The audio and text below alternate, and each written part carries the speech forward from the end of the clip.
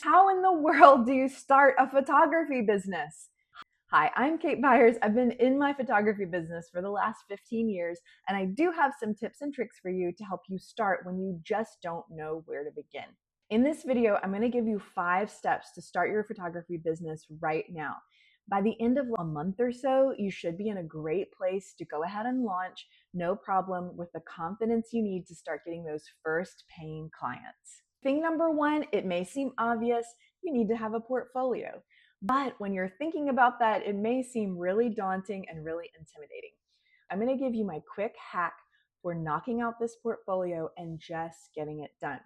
Yes, a year from now, you will want to edit this portfolio because you will be such a better photographer when you have shot a bunch. But for now, let's get a great portfolio together and up where clients can see it. Now, I've got 2 ways for you to get that portfolio done. One is free and one is not. Let's go over the not free way first. So out there in photography land, there are all kinds of styled workshops and styled shoots that you can pay to attend. And the workshops and shoots are photography type specific. So they'll be engagement or wedding or newborn or portrait.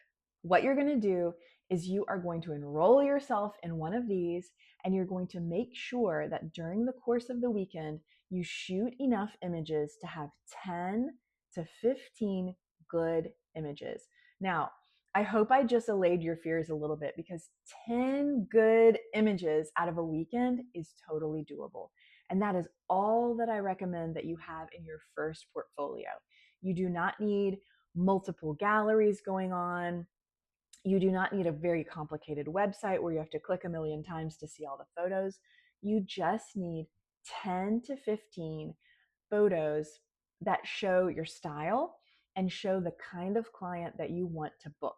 And hopefully all of these images are in the same palette. So if you're doing newborn, probably going to all be in pastels or white. If you're doing alternative brides and grooms, you might have a little bit grittier of an editing style. And if you're doing brand photography for content creators, you may have more colors going on and more businessy and officey type situations in your backgrounds. All right, so we're already thinking about marketing here with these images. Now, what's the free way? The free way is actually the way that I usually put together a new portfolio when I'm wanting to shoot one. And that is that I just go through my list and I either do a big blanket email that says, hey, this weekend and this weekend alone, I'm going to be in this historic house. Would you like to sign up for a session with me? It's totally free. I'll give you the images. Things are going to go my way. I'm going to do things and style things the way that I would like them. So this is not a typical family shoot, but I would love to have you. And would you like some free images? And that way I get to be the cruise director. I'm in charge. I'm in control. I'm approving outfits over email. It's really my shebang. So this is something that you could knock out in a day, a weekend, a whole week. But the most important thing is that before you begin, you have that idea of what's my color palette, who is my ideal client, and what are my backgrounds. All 3 of those things need to be hyper focused on the business that you are building. So don't let yourself be pressured. If Aunt Sally is like, oh, I would love to bring my family of all college-age kids, we really want free images, and you are heading towards being a mini session photographer who really photographs families with elementary school age children on down, then you really have to tell Aunt Sally no. Or you're just going to give those images to her and they're not really going to be part of your portfolio. This is your valuable time to knock out this portfolio that really looks like the business that you want to build. All right, now step number 2, after you have that quick portfolio done, you are going to put up a 1-page website. Please don't get in the weeds about this. Please do not get extra complicated about it. And please do not hire someone to build your website. I don't know what it is, but out there in photography land, over my 15 years, I've just come across so many photographers who were like, oh, I'm going to have the best website ever, and my cousin is going to build it. Please don't do that. That sounds like 6 months. I want you to get your website up with these new good images. I want you to get that website up in a week. It really should not take very long because it's going to be one page and it's going to have 10 to 15 images on it. Now, why am I harping on the simplicity of this to begin with? It's because I want you to get started and start getting those paying clients, right? So if you spend 1 million years on your portfolio and your website, you're just not going to get started. It's going to be 3 years from now. You're still going to be working that job that you hate, that doesn't let you be creative. I want you to begin right now. I want you to get those clients coming in right now. Even if you're keeping your full-time job, I want you to feel like, hey, you know what? I am a photographer and I do have a portfolio and I do have a website, okay? So on that website, you're gonna have your images, and that website is gonna be a template that you go buy somewhere from Wix or Squarespace or whoever. I love Showit, and I have typically used the tonic templates from Showit. Those are a little bit more expensive, so maybe not for your first year of business. Go get a cheap one. All you need is a little bit of info about you, a way to contact you, and I do recommend having your difference statement on there. So what's a difference statement? The difference statement is the one thing that distinguishes you from all the other similar photographers out in your area. All right, so if you're doing newborn, you really don't have to worry about those wedding photographers. Go look at all the newborn photographers and think to yourself, what is it that makes me different? Is it my background? Is it something that I do during the session? Is it the colors that I use? Is it the fact that I'll style the mom or that I have hair and makeup come in? So typically you want to be able to fill in this sentence. I am the only blank photographer who blanks in my blank, okay? It might look like this.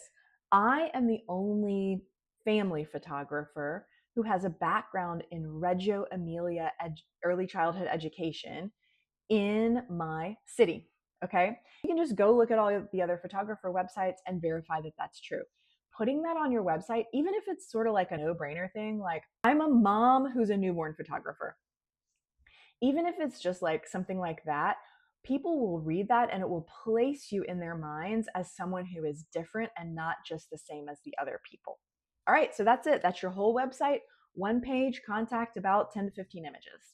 So the other thing that you're going to do in this first year of business is you're going to pick one session type and pick one price. Now, yes, you may shoot other things, but if you're really heading towards being a headshot photographer or you're heading towards being a mini session photographer, I want your site to talk mostly about that and for people to understand that you are an expert on that. Now, how do you become an expert if this is your first year of business and you're just starting? You are going to, and this is my next point, you're going to go get some education about that thing and you're going to start becoming someone who's very educated on that. If you want to do mini sessions like I do, I have a course on that. It's called the High-End Mini Session Blueprint. It's only $47.50, which is how much you will make breathing out and in during 1 hour of your mini sessions. I typically recommend that people make between $1,000 and $2,000 per hour for their mini sessions. So this price is really no big deal. Or if you're a wedding photographer, you might want to go attend some sort of shoot workshop or maybe a business workshop on how to price weddings. There's a lot of education out there for photographers. So I suggest that in your first year, you pick one way to be educated. Do not attend 10 conferences. Do not overwhelm yourself. Just pick one expert or mentor that you like and learn from them in depth about this new thing that you're doing. Why am I recommending that you do education while you're becoming a photographer in your first year of business? It's because I want you to be out there in the field actually doing and trying to get clients. And then you will be able to filter the information that you're learning from this mentor through the stuff that you're learning about your market as you're in it. Because look, all markets are a little bit different from each other. Like what a bride is really looking for in New York City is probably a little bit different than what a bride is looking for in Charleston.